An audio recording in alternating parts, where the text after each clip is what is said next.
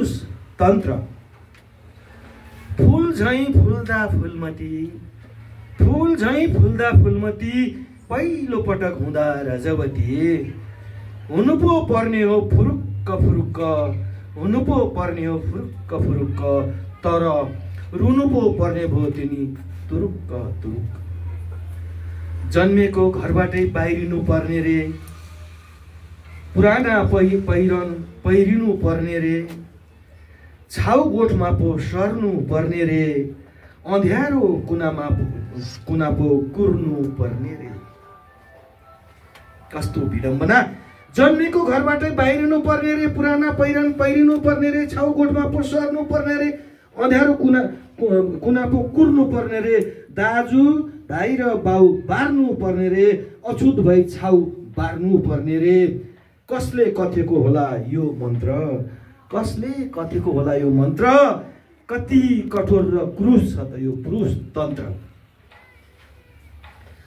तिनको हातबाट आगो नबल्ने, तिनको हातबाट आगो नबल्ने, तिनको हातको पानी नचल्ने, तिनको हातको पानी नचल्ने, पीडा सहनु छ छाउ गोठ बसेर, कतिको ज्यान जान्छ सर्पले डसेर।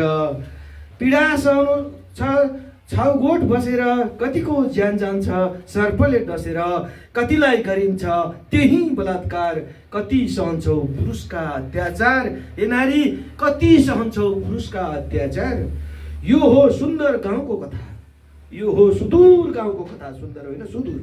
यो हो सुदूर गाउँको कथा, सहरमा पनि उस्तै छ नारीको व्यथा, यो काठमाडौँमै पनि उस्तै छ नारीको व्यथा।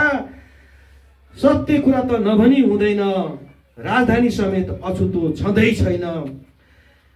कसले कथेको होला यो मन्त्र, आहा, कसले कथेको होला यो मन्त्र, कति कठोर र क्रूर छ यो पुरुष तन्त्र।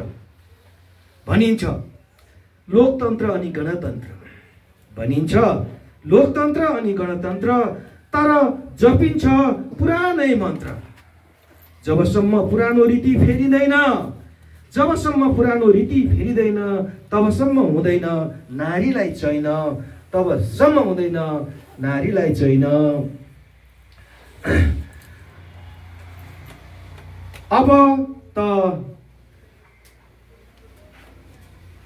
त जाग सबै नारी जाग, अब त जाग सबै नारी जाग,